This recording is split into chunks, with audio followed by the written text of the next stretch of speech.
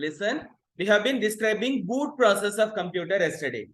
Boot process is the waking up of a computer. When the computer is powered on or the computer wakes up, the process is called booting of computer, bootstrapping or booting.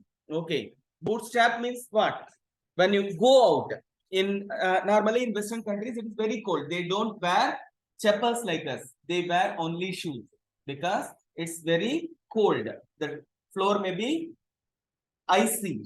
It will damage the legs. Therefore, they always wear shoes. Booting up means bootstrapping, means tying your shoe knot. Tying your shoe knot for working, for going to work. That is bootstrapping. The computer, when it boots, we call it bootstrapping or booting of computer. Okay. There are two stages in booting. One is called the primary boot process. The other one is called the secondary boot process. Do you remember? Primary boot process, secondary boot process. Who is responsible for primary boot process? Who is responsible for primary boot process? BIOS. BIOS is responsible for primary boot process. BIOS, full form of BIOS is basic input output system. Then BIOS gets help from CMOS. CMOS is complementary metal oxide semiconductor. CMOS hands over date, time, and other related settings. Okay, when the primary boot process is over, the charge is handed over to the secondary boot process. Secondary boot process happens from hard disk. It may load Windows, Linux, or Mac OS or Unix, whatever operating system we have on our hard drive. Okay, then the process, the booting process is in two stages, and there may be some errors.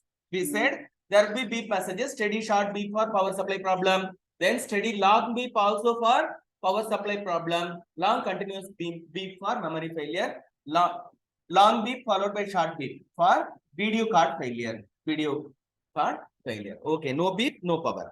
Okay, then BIOS settings. We have already seen how to modify the BIOS, how to change the BIOS settings, at least the boot process. Okay, you have gone into this. Different computers have different types of BIOS. The BIOS settings are differently displayed in different computers. We have seen HP. HP's BIOS settings are displayed in different manner. And Acer computers display different BIOS. Then local motherboards like Zebranex, they display a different BIOS setting. Okay. Therefore, if you wish to go into BIOS settings, what is the common keystroke? Delete is the common keystroke for getting into BIOS. Okay. In case you run HP computer, in case yours is a HP computer, you have to press escape. You have to press escape followed by F10. Escape followed by F10. Escape offers you all the menu. You have to press F10 for getting into BIOS. F9 for changing the boot sequence. Then, in case you run Acer, Del is the key for entering BIOS.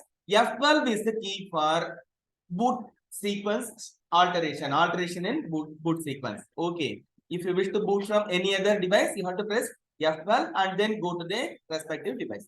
Then if you are running a Dell computer normally has F2 as the BIOS setting key.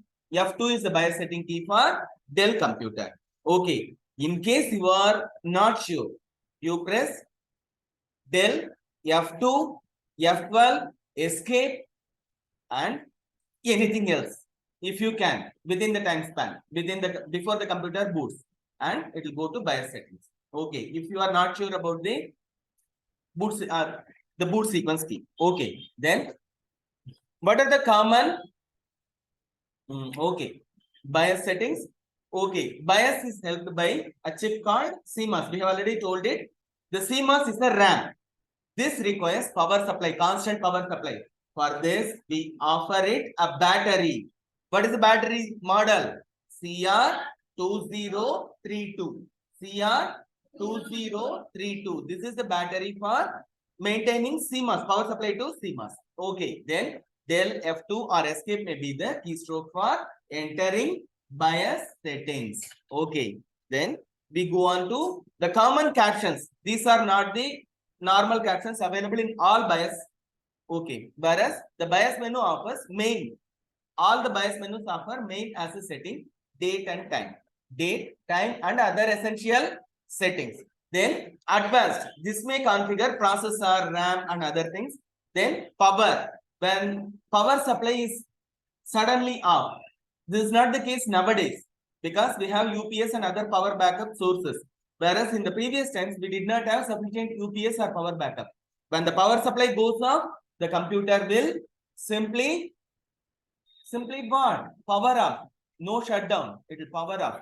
Okay. It may lead to several damages. Therefore, when the computer boots again, it will power settings will give you the right choice for booting the computer. First, when the power supply suddenly goes off, it may damage the hard disk.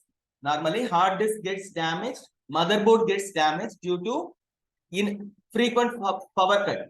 Okay, then boot option chooses the first boot device. And sometimes the disk from which we have to boot sequence. First boot, second boot. It is offered in several versions, several variations. Some of you may get it in the form of advanced boot options. Some of you may get it in the form of first boot #1, boot device number 1, number 2, number 3, similar to that. Okay. Then security. We have never gone into security aspect.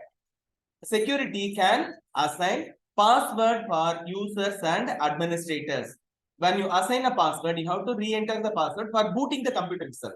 It's not for going into the computer. It's not for entering the computer. It is for booting the computer itself. Otherwise, it will not boot. When you do not provide the password, it will not boot. And you can set the admin password as well. Admin password is for setting the BIOS value, changing the date, changing the time, changing the boot sequence and other things. Whereas it's not recommended for normal users like us. We may forget. In case you set a password which is forgotten, what can you do? Very simple.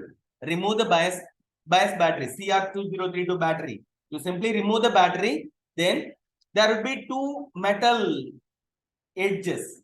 You simply short circuit them using a screwdriver or the battery itself. Then reinsert the battery. All the settings will be gone, including date and time.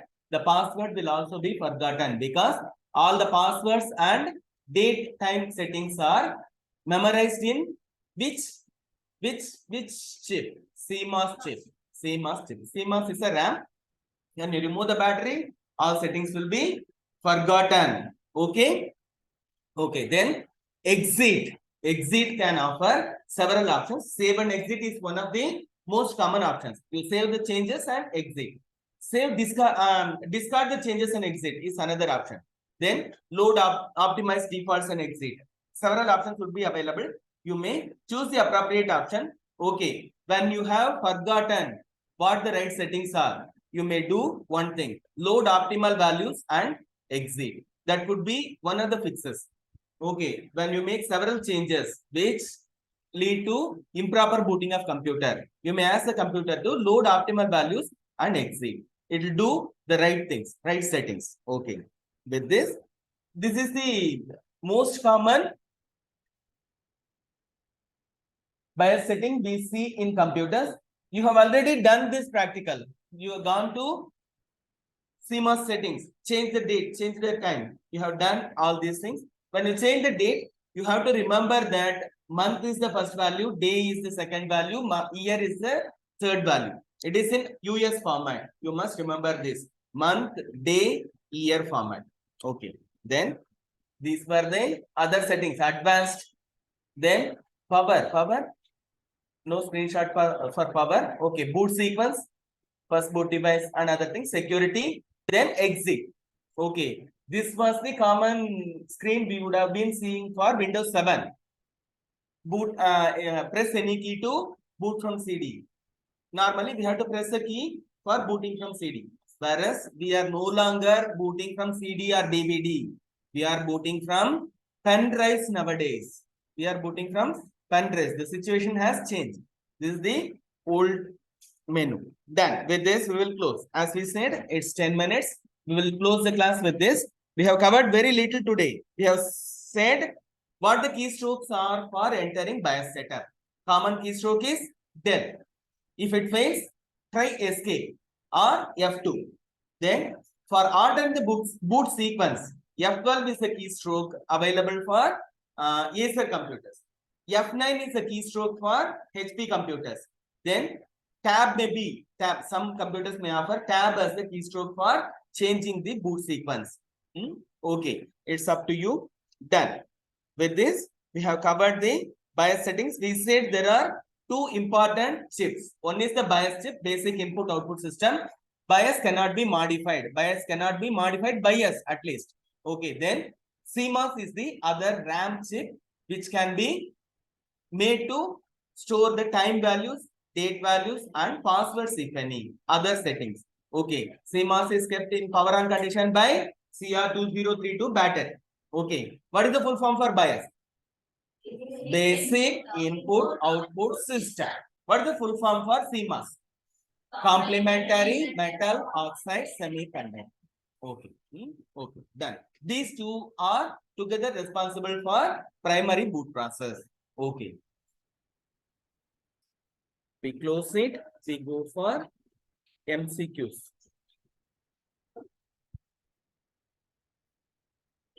பத்து ஓகேவா? நம்ம 10க்கு close பண்ணணும். டார்கெட்டை முடிக்கிறமா பாப்போம். இது நம்ம நேத்தியே முடிச்சிட்டோம். Modulation டிமாடுலேஷனுக்கு பேரு மோடம். நேத்தி நம்ம பார்த்தோம். மாடுலேட் பண்றது டிமாடுலேட் பண்றது மோடம்னு சொன்னோம். இப்ப which device is used to connect one network with another network that uses different protocols? கவனிப்பீங்களா? ரெண்டு பெரிய நெட்வொர்க் இருக்குது. ரெண்டுலயும் வெவ்வேறு விதமான புரோட்டோகால். நம்ம முதல்ல சொல்றோம் புரோட்டோகால்னா என்னது? அந்தந்த நெட்வொர்க்கான ரூல்ஸ் அண்ட் ரெகுலேஷன்ஸ். எப்படி கம்யூனிகேட் பண்றதுக்கான ரூல்ஸ் வந்து வெவ்வேறு இருக்குது. அப்படி இருந்தா எப்படி நாம வந்து கனெக்ட் பண்ணலாம் அப்படின்னு கேக்குறாங்க. நம்ம ஏற்கனவே ரெண்டு நெட்வொர்க் கனெக்ட் பண்றது பிரிட்ஜ் இருக்குன்னு பார்த்தோம். ஆனா பிரிட்ஜுக்கும் மேல ஒண்ணு இருக்குது.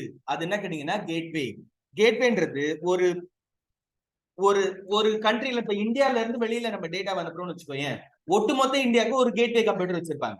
அதே மாதிரி ஒவ்வொரு கண்ட்ரிலையும் அந்த கண்ட்ரியை விட்டு வெளியில போகும்போது ஒரு கேட்வே கம்ப்யூட்டர் இருக்கும். ஆனா அதுக்கு உள்ளால கேட்வேஸ் தேவை கிடையாது. ஓகேவா? அப்ப கேட்வேன்றது என்ன கேட்டீங்கன்னா ஒரு பெரிய நெட்வொர்க்ல இருந்து இன்னொரு பெரிய நெட்வொர்க்குக்கு டேட்டா போகணும்னா அதுக்காக இருக்கக்கூடிய கம்ப்யூட்டர். இது ஹார்ட்வேர் கிடையாது. இது சும்மா நம்ம பயன்படுத்துற ஸ்விட்ச் ஹப் மாதிரி கிடையாது. இது பெரிய கம்ப்யூட்டரே இதுல இருக்குது. ஓகேவா? அந்த கம்ப்யூட்டர் என்ன பண்ணும்?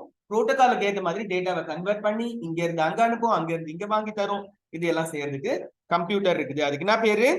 கேட்வே. நம்ம இப்ப ஒரு இன்ஸ்டிடியூஷனுக்குள்ளால வரும் கேட்வே. உள்ள வர்றதுக்கான வழி இருக்குது, கேட்டட் என்ட்ரன்ஸ் இல்ல? அதே மாதிரி ஒரு நேஷனல் நெட்வொர்க் உள்ளால இன்னொரு டேட்டா வெளியில இருந்து டேட்டா வரணும்னா கேட்வே வழியா தான் வரணும். அதே மாதிரி நாம அனுப்புற டேட்டா வெளியில போகணும்னாலும் எங்க இருந்து போகணும்? Through the gateway. சரியா? ஓகே, அப்போ ரெண்டு பெரிய நெட்வொர்க் வெவ்வேறு புரோட்டோகால் பயன்படுத்துறது நம்ம கனெக்ட் பண்ணும்போது என்ன பயன்படுத்தணும்? கேட்வே. அது which device forwards data packets between computer networks? ரெண்டு கம்ப்யூட்டர் நெட்வொர்க் நடுவுல டேட்டாவை ஃபார்வர்ட் பண்றவருக்கு என்ன பேரு அப்படின்னு கேக்குறாங்க. என்ன கொடுக்குறேன் பாப்போம். ஹப், ரவுட்டர், ஸ்விட்ச், கேட்வே. இவரும் ரெண்டு நெட்வொர்க் நடுவுல டேட்டாவை ஃபார்வர்ட் பண்றவங்க ரவுட்டர் சொல்றாங்க. ரவுட்டர்னா என்ன தெரியுமா? நாம வந்து இப்ப நம்ம டிராபிக்ல போலீஸ்காரங்க நிக்கிறாங்க. அவங்க என்ன பண்ணுவாங்க? ஒருத்தர் நிக்க சொல்லுவாங்க, ஒருத்தர் போக சொல்லுவாங்க.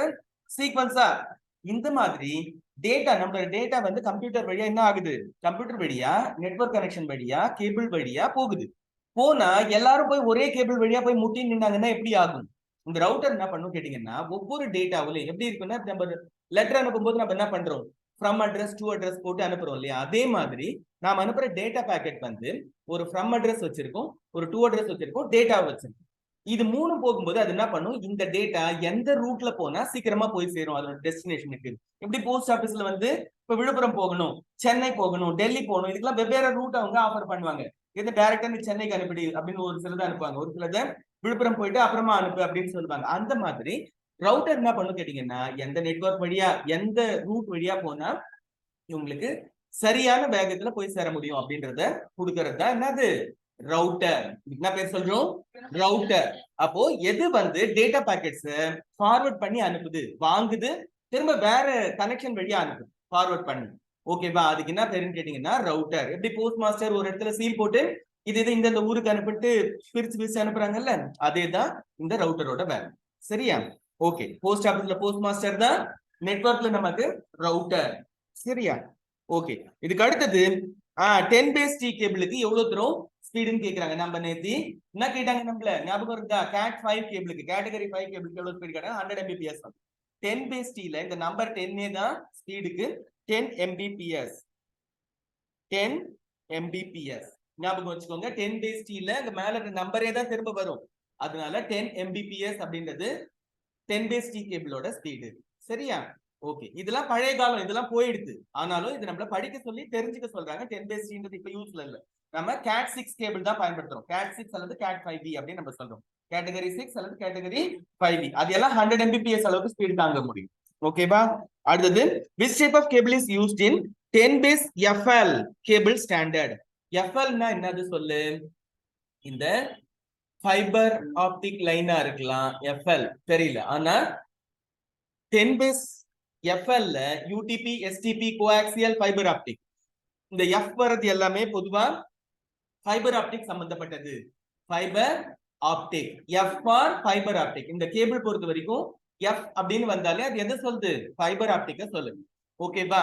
இப்ப 10 base FL னு சொன்னா ஃபைபர் லிங்க், ஃபைபர் லிங்க், அதுக்காக FL னு சொல்றாங்க. ஆனா இவங்க UTP, STP, கோஆக்சியல்லாம் சாதா கேபிள் வயர்.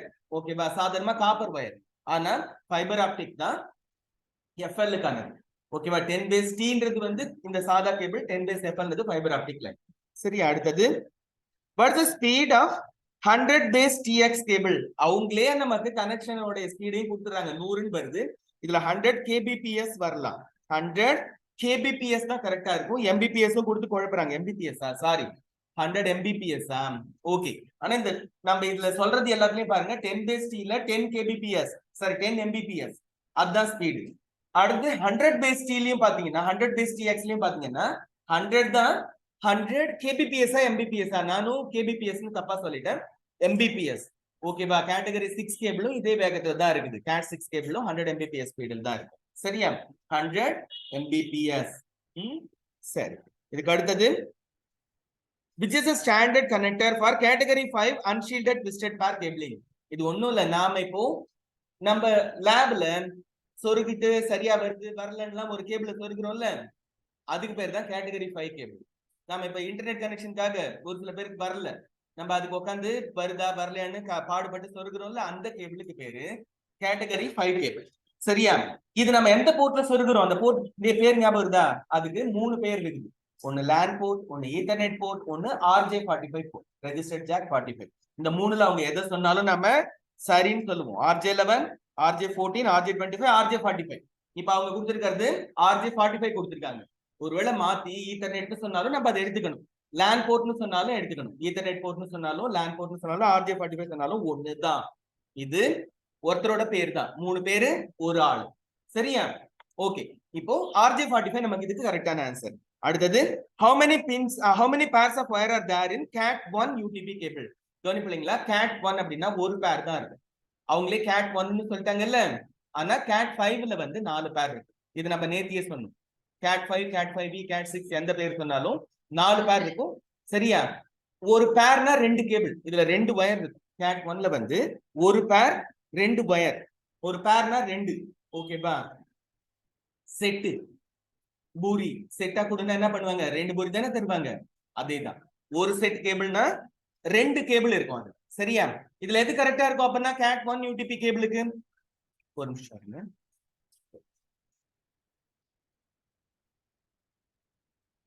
இதுல வந்து cat 1க்கு என்ன இருக்கும்னு கெஸ் பண்ணிட்டீங்களா?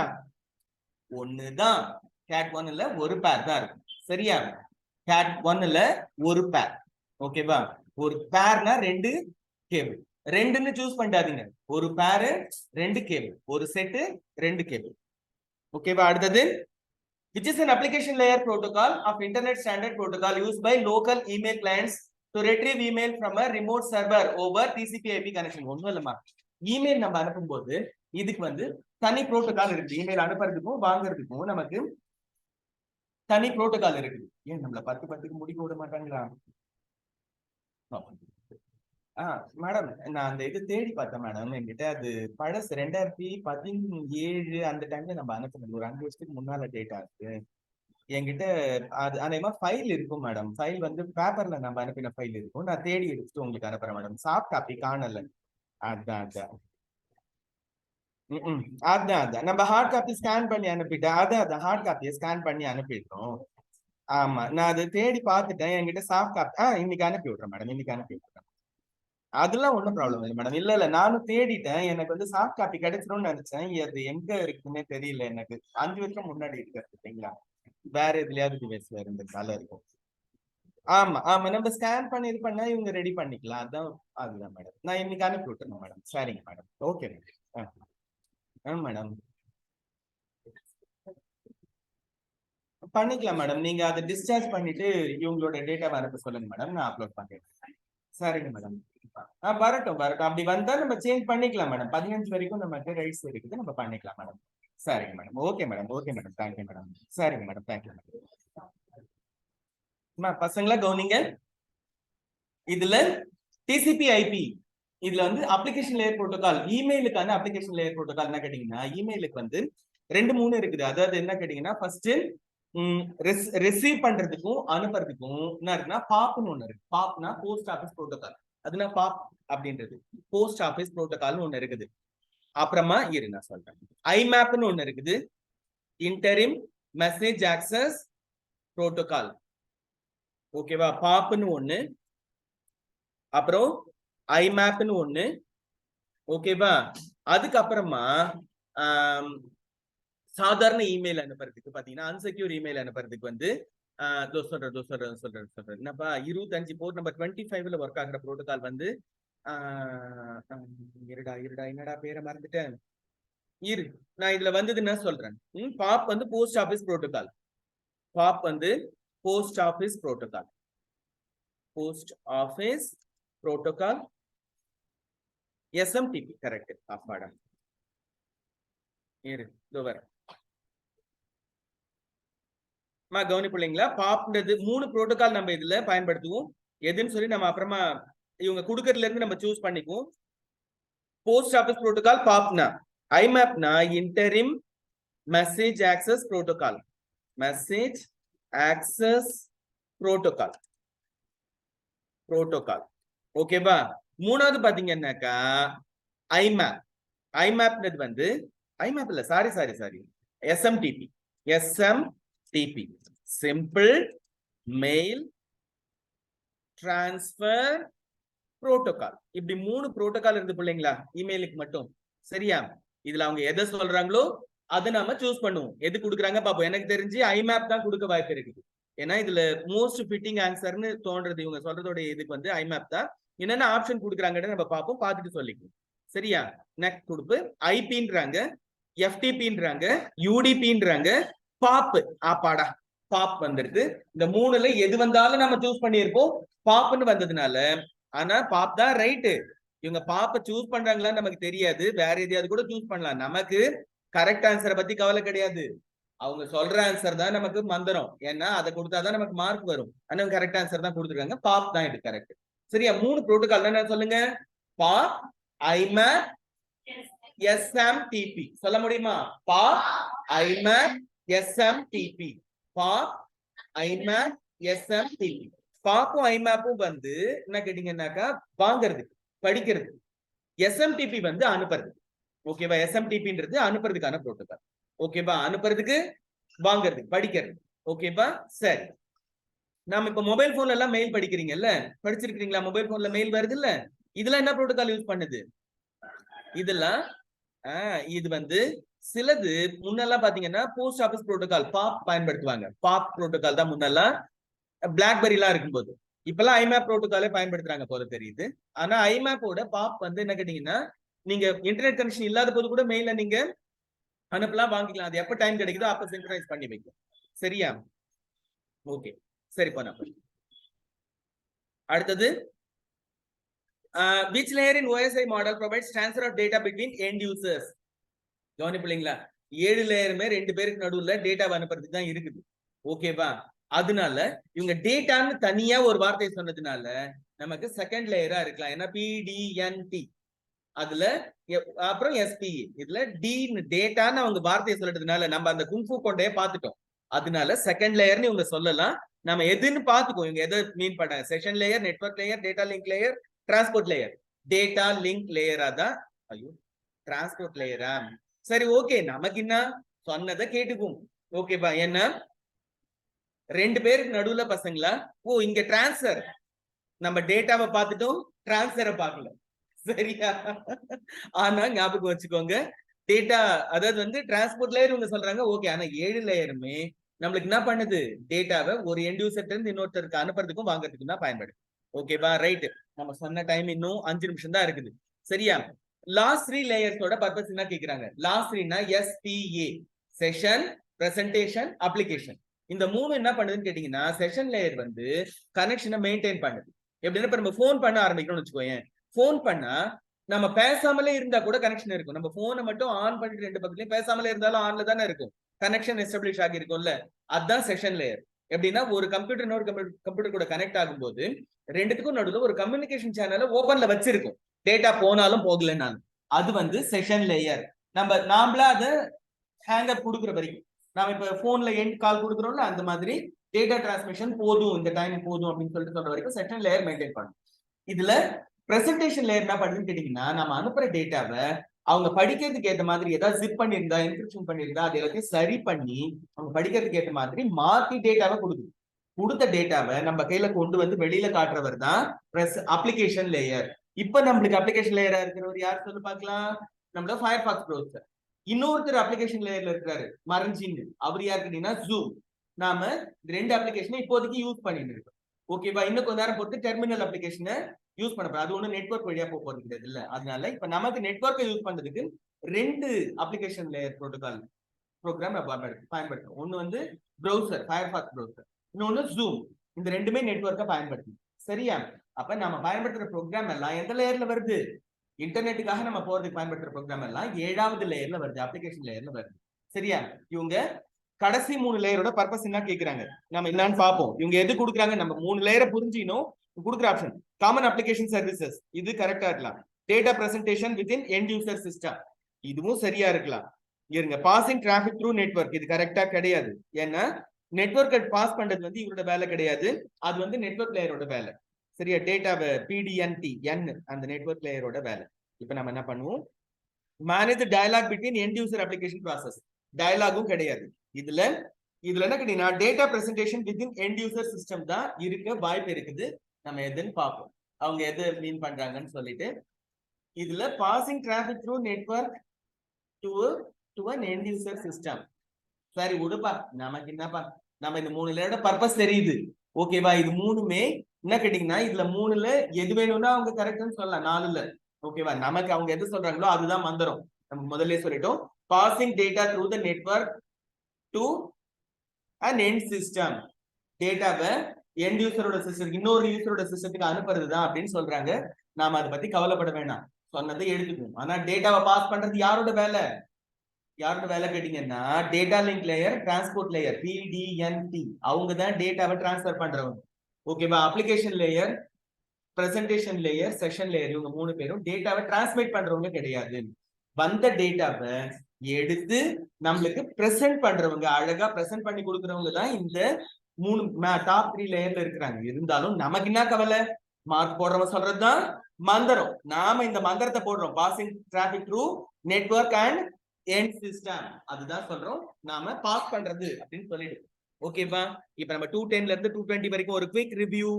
ஆனா நம்ம சொன்ன வார்த்தையை காப்பாத்த மாட்டோமோன்னு ஒரு பயம் இருக்குது. என்ன சொல்லு? 10 சொன்னோம், நடுவுல ஒரு போன் கால் வந்துடுது, அதனால கொஞ்சம் நம்மளோட ஷெட்யூல் மிஸ் ஆயிடுது. அதனால ஒரு வீரனுக்கு இதெல்லாம் சகஜம் தான். இந்த 10 நிமிஷத்தை அப்படி போனாலும் நம்ம ஒன்னும் லேட் ஆகல, 11 மணிக்கு தான் உங்களுக்கு கிளாஸ், அடுத்த கிளாஸ். அதனால நம்ம அதுக்குள்ள போய் நம்ம இந்த பிராக்டிகல் முடிச்சிடலாம். சரி பிள்ளைங்களா? இப்ப என்ன சொல்றாங்கன்னாக்கா, ஒரு நெட்வொர்க் இன்னொரு நெட்வொர்க் கூட கனெக்ட் பண்றதுக்கு என்ன பண்ணணும்? இதுல கேட்வே பயன்படுத்தணும், வெவ்வேறு புரோட்டோகால், அது கண்டிப்பா. ஓகேவா? அதுக்கு அடுத்தது பாத்தீங்கன்னாக்கா, எந்த டிவைஸ் வந்து பாக்கெட்டை வந்து 2 கம்ப்யூட்டர் நெட்வொர்க் நடுவுல ஃபார்வர்ட் பண்ணி கொடுக்குது? Traffic constable. யாரு? ரவுட்டர். ரவுட்டர் தான் இந்த வேலையை செய்யறாரு. ரவுட்டர். ஓகேவா? டிராபிக் PC மாதிரி, போஸ்ட் மாஸ்டர் மாதிரி இன்னொருத்தர் இருக்கிறார், அவர் நம்ம அப்புறமா பார்ப்போம். ஓகேவா? அதுக்கு அடுத்தது 10 T கேபிளுக்கு குங்ஃபு கொண்டைய நம்ம இங்கே பார்த்துட்டோம். 10 T என்னது? 10 Mbps, 10 Mbps அதுக்கு. ஓகேவா? அடுத்தது 10 பேஸ் FL அப்படின்னா fibre link cable, fibre optic cable அதுல வரும். எந்த டைப்னு கேக்குறாங்க? Fibre optic, FL for fibre optic. ஓகேவா? ஃபைபர் லிங்க்ன்றத அவங்க ஃபைபர் ஆப்டிக்னு கொடுத்துட்டாங்க. ஓகேவா? அடுத்தது 100 பேஸ் TX, இதுலயும் 100 தான் வரும். ஆனா ஏமாந்து போய் kbps கொடுத்துறாதீங்க. 100 Mbps, 100 Mbps இந்த 100 பேஸ் TX கேபிளோட ஸ்பீட். அடுத்தது கேட்டகரி 5 கேபிளுக்கு எது கனெக்டா கேக்குறாங்க? 3 பேர் அவருக்கு இருக்குது. அந்த ஒரு ஆளுக்கு 3 பேர். ஒன்னு ஈத்தர்நெட் போர்ட், இன்னொன்னு RJ45 போர்ட், இன்னொன்னு என்னது? LAN port. சரியா? RJ45 ஃபுல் ஃபார்ம் வந்து ரெஜிஸ்டர்ட் ஜாக் 45. இந்த நாலுல எது சொன்னாலும் நம்ம ஒத்துக்குவோம். ஆனா அவங்க RJ45 சொல்றாங்க, அதுவே நமக்கு கரெக்ட் ஆன்சர். ரைட்டா? அதுக்கு அடுத்தது கேட் 1 கேபிள்ல எத்தனை பேர் இருக்கும் கேக்குறாங்க. அங்க 1ன்னு சொன்னாங்களா? 1 தான் இதுக்கு ஆன்சர். ஓகேவா? ஒரு பேர் தான் இருக்கு. 2 வயரு, அத ஒண்ணா முறுக்கி விட்டு ஒரு பேர். புரியுதா? ஒரு பிளஸ் மைனஸ் போட்டு 2 கேபிள் தானே எடுத்து போறோம் ஃபேனுக்கு அது இதுக்கலாம். அந்த மாதிரி கேட் 1 கேபிள்ல 2 வயர் தான் இருக்கும். சரியா? ஓகேமா. அடுத்தது TCP IP வழியா இமெயில் நம்ம அனுப்புறதுக்கு என்ன புரோட்டோகால் கேக்குறாங்க? 3 புரோட்டோகால் நம்ம சொன்னோம். POP, IMAP, அப்புறம் வந்து SMTP. POP, IMAP, SMTP. இதுல இவங்க சொல்றது POPன்னு சொல்றாங்க. நம்ம அதை எடுத்துக்குவோம். 3 புரோட்டோகால்ல இவங்க POP சொல்றாங்க. அதுவே நாம சரின்னு சொல்லுவோம். அடுத்து பாத்தீங்கன்னா OSI மாடல்ல எந்த லேயர் வந்து 2 கம்ப்யூட்டர் நடுவுல டேட்டாவை டிரான்ஸ்ஃபர் பண்ணுது? Transport layer. டிரான்ஸ்ஃபர் பண்றவரு டிரான்ஸ்போர்ட் லேயர். சரியா? ஓகே. அடுத்தது லாஸ்ட் லேயரோட வேலை என்ன கேக்குறாங்க? அது என்ன கேட்டீங்கன்னா passing data, passing traffic through network to and end system. யாரோட எதிரில் இருக்கிற கம்ப்யூட்டருக்கு நாம டேட்டாவை அனுப்பி விடுறது தான் லாஸ்ட் லேயரோட வேலை. இதோட நாம தியரிய முடிப்போம், பிராக்டிகலுக்கு போவோம். சரியா? நம்ம சொன்ன வார்த்தைய சொன்னபடி மெயின்டைன் பண்ற ஆளு கிடையாது. அதனால நமக்கு இத பத்தி கவலை கிடையாது. இந்த 10 நிமிஷம் எக்ஸ்ட்ரா போனா பரவாயில்ல பசங்களா, நீங்க ஒன்னும் அதனால பெரிய லாஸ் கிடையாது நமக்கு. 11 மணிக்குள்ள ஆனா எனக்கு நீங்க இந்த எக்ஸசைஸ் முடிச்சா போதுமானது. அப்படி இல்லைன்னாலும் எனக்கு ஒன்னும் கவலை இல்ல, மதியம் முடிச்சு கொடுத்துருங்க. டன். என்னப்பா இது? ஓகேப்பா. சரி பிள்ளைங்களா, இப்ப நம்ம என்ன செய்யணும் சொல்லுங்க பார்க்கலாம். ஒரு C ப்ரோக்ராம டைப் பண்ணி கம்பைல் பண்ண போறோம். ஆக்சுவலா CCன்னு ஒரு கமாண்ட் இருக்கு. CCனா ஃபுல் ஃபார்ம் வந்து C கம்பைலர். CCயோட ஃபுல் ஃபார்ம் C கம்பைலர். Cன்னு ஒரு ப்ரோக்ராமிங் லாங்குவேஜ் இருக்கு. ஆக்சுவலா இந்த C லாங்குவேஜ் எப்ப உருவாச்சு? எப்ப கேட்டீங்கன்னா 1972ன்னு சொல்றாங்க. அதை எழுதினவரு யாரு? டென்னிஸ் ரிச்சி அப்படின்னு ஒரு பெரிய ஆள் அந்த ப்ரோக்ராமிங் லாங்குவேஜ் எழுதினாரு. இந்த டென்னிஸ் ரிச்சி எதுக்காக C லாங்குவேஜ் எழுதினாருன்னா, நம்மள மாதிரி துபாக்கூர்லாம் யூஸ் பண்றதுக்காக எழுதல. அவர் எதுக்கு எழுதினாருன்னா, இந்த யூனிக்ஸ்னு ஒரு ஆப்பரேட்டிங் சிஸ்டம் இருக்கு இல்லையா, அது வந்து முதல்ல அசம்பிளி லாங்குவேஜ்ல எழுதினாங்க. எழுதும்போது ரொம்ப சிரமமா இருந்தது அவங்களுக்கு. அப்ப என்ன பண்ணாங்கன்னாக்கா, இதுக்கு ஒரு நல்ல ப்ரோக்ராமிங் லாங்குவேஜ் சாதாரண சின்டாக்ஸோட இருந்தா நம்மளுக்கு வந்து ஈஸியா இருக்கும் அப்படின்னு சொல்லிட்டு முடிவு பண்ணி அவங்க யூனிக்ஸ் ஆப்பரேட்டிங் சிஸ்டம் எழுதுறதுக்கான ஒரு ப்ரோக்ராமிங் லாங்குவேஜ் கிரியேட் பண்ணாங்க. அதுக்கு பேரு C. அதை எழுதினவரு டென்னிஸ் ரிச்சி. சரியா? ஆனா அதுக்கப்புறமா அந்த C லாங்குவேஜ்ல எல்லா ஆப்பரேட்டிங் சிஸ்டமும் அதுலதான் எழுதியிருக்காங்க. டாஸ் C ல எழுதினது, விண்டோஸ் C லாங்குவேஜ்ல எழுதினது, எல்லா லோ லெவல் ரூட்டின்ஸும் C ல தான் இருக்கு. ஓகேவா? அப்புறமா நம்ம அதாவது வந்து லினக்ஸ் எல்லாம் C லாங்குவேஜ்ல எழுதினது. லினக்ஸ், விண்டோஸ், மேக் எதுவா இருந்ததுன்னா எல்லாத்துக்கும் பேசிஸ் எங்க இருந்து வருதுன்னா C லாங்குவேஜ்ல இருந்து தான் வருது. ஓகேவா? ஆனா ஓகே சரி பண்ண. இப்ப அந்த C கம்பைலரை நாம சும்மா, நம்மலாம் யாரு? நம்மலாம் பெரிய ப்ரோக்ராமர் கிடையாது. ஏதோ ஒரு அளவுக்கு சும்மா அப்படி ஒண்ணு இருக்குது, அதை யூஸ் பண்ணி பார்ப்போம். அந்த கமாண்டை யூஸ் பண்றதுக்காக நம்ம இப்ப ட்ரை பண்ண போறோம். அதுக்கே நமக்கு வழி இல்லை. ஏன்னா லினக்ஸ் இந்த இது உபுண்டுல அந்த C கம்பைலரையே தூக்கிட்டானுங்க நம்ம டிஃபால்ட் இன்ஸ்டாலேஷன்ல. இப்ப பாருங்களேன், சின்னு கொடுத்தா நம்மள கண்டபடி திட்டும். என்ன சொல்றது? Fatal error, no input. ஆஹா, இதுல CC இன்ஸ்டால் ஆகி இருக்குமா? இதுல CC இன்ஸ்டால் ஆகி இருக்குது, அதனாலதான் ஃபேட்டல் எரர்னு சொல்லுது. ஏன் எனக்கு மட்டும், உங்களுக்கு மட்டும் இன்ஸ்டால் ஆகாம இருக்குது? CC கொடுத்தா எதுவுமே அது திட்டல இல்ல, கமாண்ட் நாட் ஃபவுண்ட் தானே சொல்லிட்டு. ஆமா சரி போனா சரி சரி, நமக்குள்ள ஒரு காம்ப்ரமைஸ்க்கு வந்துருவோம். ஓகேவா? C கம்பைலர் இந்த மாதிரி எனக்கு வருது. ஆனா உங்களுக்கு வராம இருந்ததுன்னா நீங்க என்ன கமாண்ட் தரணும்னா, sudo apt-get install gcc. gcc-னா GNU C கம்பைலர் அப்படின்னு சொன்னா அது நம்ம கிட்ட பாஸ்வேர்ட் கேட்கும். பாஸ்வேர்ட் கேட்டா நம்ம பாஸ்வேர்டை டைப் பண்ணும்போது வெளியில காட்டாது. ஆனா என்டர் தட்டின உடனே வேலையை ஆரம்பிச்சிடும். அது வந்து ஏற்கனவே இன்ஸ்டால் பண்ணிட்டோம் அப்படின்னு சொல்லுது பாருங்க. sudo apt auto remove சொல்லு அப்படின்னு சொல்லுது. ரிமூவ் பண்ணணும்னாக்கா இங்க ஆட்டோ ரிமூவ் சொன்னாக்கா அதுவே ரிமூவ் பண்றேன்னு சொல்லுது. நம்ம ஆட்டோ ரிமூவ் கொடுப்போமா? வேணாம் நண்பா. அது உங்களுக்கு இன்ஸ்டால் பண்ணி முடிச்சிடும். இப்ப நான் இதுக்காக டைமை வேஸ்ட் பண்ண முடியாது. ஏற்கனவே நீங்க 10 நிமிஷம் 10 நம்ம ப்ராமிஸ் பண்ணிட்டு அது நம்மளால மெயின்டைன் பண்ண முடியாம இருக்கிறோம். அதனால இப்ப நான் என்ன பண்றேன், ஒண்ணும் பண்ணல. பாரு, உங்களுக்கு வந்து நீங்க sudo apt-get install gcc இந்த கமாண்ட் கொடுத்தீங்கன்னா தானா என்ன பண்ணும், உங்களை பாஸ்வேர்ட் கேட்கும். அடுத்து y நீங்க வந்து அது இன்ஸ்டால் பண்ணவா இவ்வளவு டிஸ்பிளேஸ் வேணும் அப்படின்னு கேட்கும். y பிரஸ் பண்ணா போதும், அது பாட்டுக்கு இன்ஸ்டாலேஷன் முடிச்சிடும். ஓகேவா? புரியுதா? புரியுதா? புரியுது. ஓகே, இந்த கமாண்ட் ஞாபகம் வச்சுங்க, sudo apt-get install gcc. சரியா? டன். இப்போ நான் என்ன பண்ணணும் கேட்டீங்கன்னாக்கா, இது இந்த கமாண்ட் சக்சஸ் ஆன உடனே சிசின்னு கொடுத்தா அது இந்த மாதிரி ஃபேட்டல் எரர்னு சொல்லும். இதோ பாருங்க, சிசி வந்து ஒர்க் ஆகுது, அதனால சிசி வந்து ஃபேட்டல் எரர் சொல்லுது. இப்போ நான் என்ன பண்ணணும்னா ஒரு வெல்கம் மெசேஜ் கொடுக்கறதுக்கான ஒரு சி லாங்குவேஜ் ஃபைலை நான் கிரியேட் பண்ண போறேன். இதுவும் வெறும் மந்திரம் தான் போட போறோம். முக்காவாசி மந்திரம், கொஞ்சோண்டு தான் அதுல விஷயம் இருக்க போகுது. என்ன மந்திரம்? gedit welcome.c, வெல்கம் இல்ல copa.c, copa.c, welcome copa.c அப்படின்னு கொடுக்குறேன். gedit copa.c, sorry, gedit copa.c. இது நீங்க பாத்துக்கோங்க, இந்த கமாண்ட் எழுதிக்கோங்க. உங்க பேர் கோபான்னு எடுத்து உங்க பேர் நீங்க போட்டுக்கீங்க. சரியா? இப்ப பிளாங்கா வருமா? என்னடா gedit இவ்வளவு பொறுமையா ஓபன் ஆனா நான் எங்க போறது? ஓகேமா, இப்ப பாருங்க, hash include ஒரு ஸ்பேஸ் விடுங்க, லெஸ் தேன் சிம்பல் போட்டு stdio.h. இந்த ஸ்டுடியோன்னு சில பேர் படிப்பாங்க, ஆனா ஸ்டுடியோ கிடையாது. std for standard, io for input output. std னா ஸ்டாண்டர்ட், ioன்றது இன்புட் அவுட்புட், stdio.h. சரியா? இதுக்கு அடுத்தது int main, ஒரு பிராக்கெட் ஓபன் ஒரு பிராக்கெட் க்ளோஸ். இது வந்து என்னது, மேல அந்த 9 0 அதுக்கு மேல ஷிஃப்ட் பிடிச்சு போட்டோம்னா இந்த பிராக்கெட் ஓபன் பிராக்கெட் க்ளோஸ் வரும். இந்த கர்லி பிரேஸ் அதுக்கப்புறம் என்னன்னா பிளாக் சிம்பலுக்காக இந்த கர்லி பிரேஸ். சரியா? இதுல printf, print printf, இது எல்லாமே ஸ்மால் லெட்டர்ல வரணும், எதுவும் கேப்ஸ் கிடையாது. ஓகேவா? இதுக்கப்புறம் டபுள் கோட்ஸ் ஓபன் பண்றேன். டியர் கோபா, என் பேரு, நான் என் பேரு கேப்ஸ்ல கொடுக்குறேன். சில பேர் ஸ்மால் லெட்டர்லயே மறந்து போய் கொடுத்துறீங்க. நேமோட ஃபர்ஸ்ட் லெட்டர் மட்டுமாவது கேபிட்டல்ல கொடுங்க. சரியா? அப்புறம் ஸ்லாஷ் n, இந்த பேக் ஸ்லாஷ் போடணும் பசங்களா. பேக் ஸ்லாஷ் போட்டு n போட்டுட்டு வெல்கம் டு சி அப்படின்னு சொல்லிட்டு ஒரு எக்ஸ்கிளமேஷன் வச்சுட்டு இன்னொரு ஸ்லாஷ் n போட்டு டபுள் கோட்ஸை க்ளோஸ் பண்ணி பிராக்கெட்டை க்ளோஸ் பண்ணி செமிகோலான் வச்சிடுறேன். தெரியுதா? ஓகேபா? இதுல printf bracket open, double quotes open.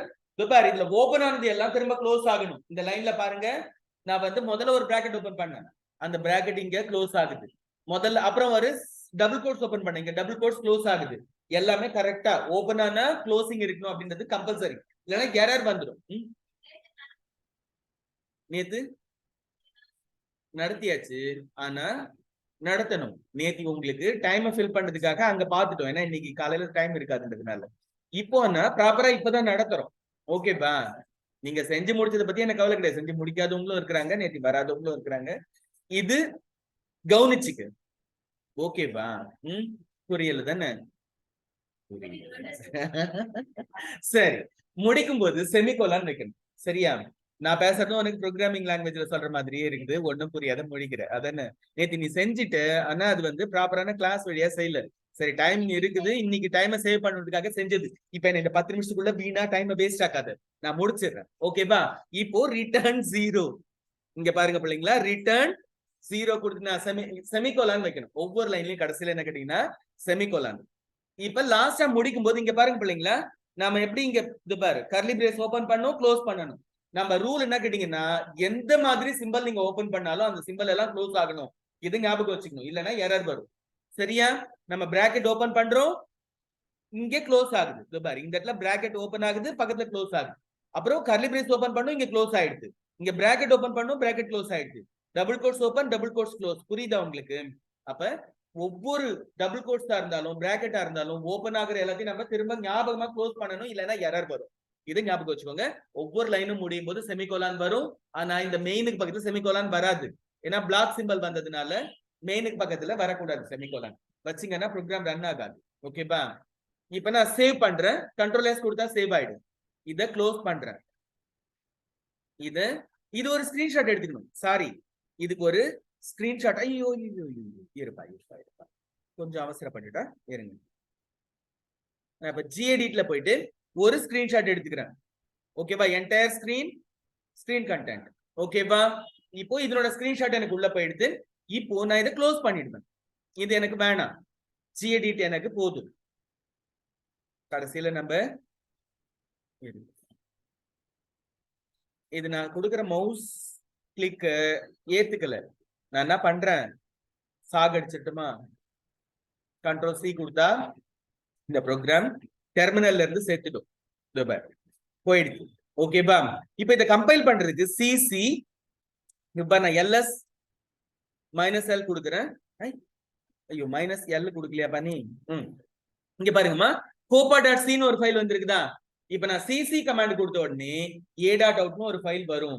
a.out அதான் இந்த ப்ரோக்ராமோட ரிசல்ட். சிசி copa.c இத கொடுத்த உடனே எந்த பதிலும் சொல்லலைன்னா சக்சஸ் ஆயிட்டுன்னு அர்த்தம். நான் இப்ப ls மைனஸ் எல் கொடுக்குறேன் பாருங்க. a.out தெரியுதா உங்களுக்கு? a.out ஒரு பச்சை கலர் ஃபைல் ஃபர்ஸ்டா வந்துருது பாருங்க. தெரியுதா? இதுதான் நமக்கு நம்ம கொடுத்த சோர்ஸ் கோட், நம்ம கொடுத்த சி லாங்குவேஜ் கோட அது என்ன பண்ணுது, எக்ஸிக்யூட்டபிள் மெஷின் கோடா மாத்தி நமக்கு இங்க கொடுத்துருக்கு. சரியா? இதை ரன் பண்றதுக்கு நான் என்ன பண்ணணும்னா .a.out கவனிப்பீங்களா? .a.out இப்படி சொன்னா dear Koppa welcome to C. இங்க என்ன நடக்குதுன்னு தெரியுதா உங்களுக்கு? நம்ம இந்த பிரிண்டர் குள்ளால கொடுத்த ஸ்டேட்மெண்ட் தான் வந்திருக்குது. புரியுதா? ஏன் இங்க அடுத்த லைனுக்கு போகுதுன்னா /n கொடுத்தா அடுத்த லைனுக்கு போயிடும். /n வந்து நியூ லைனுக்கான கேரக்டர். சரியா? இது ப்ரோக்ராமிங் லாங்குவேஜ் முழுசா நம்ம படிக்கல. சிசின்ற அந்த கமாண்டை யூஸ் பண்றதுக்கு தேவையான அளவுக்கு ப்ரோக்ராமிங் லாங்குவேஜ் படிக்கிறோம். ஓகேவா? ஒரே ஒரு மெசேஜ் கொடுக்குற அளவுக்கு. printfன்னு சொன்னா வெளியில பிரிண்ட் பண்ணுன்னு அர்த்தம். என்ன மெசேஜ்னா dear Koppa welcome to C. நீங்க உங்க பேரை போடுவீங்க, அவ்வளவுதான். இதோட நாம க்ளோஸ் பண்ணிடுவோமா?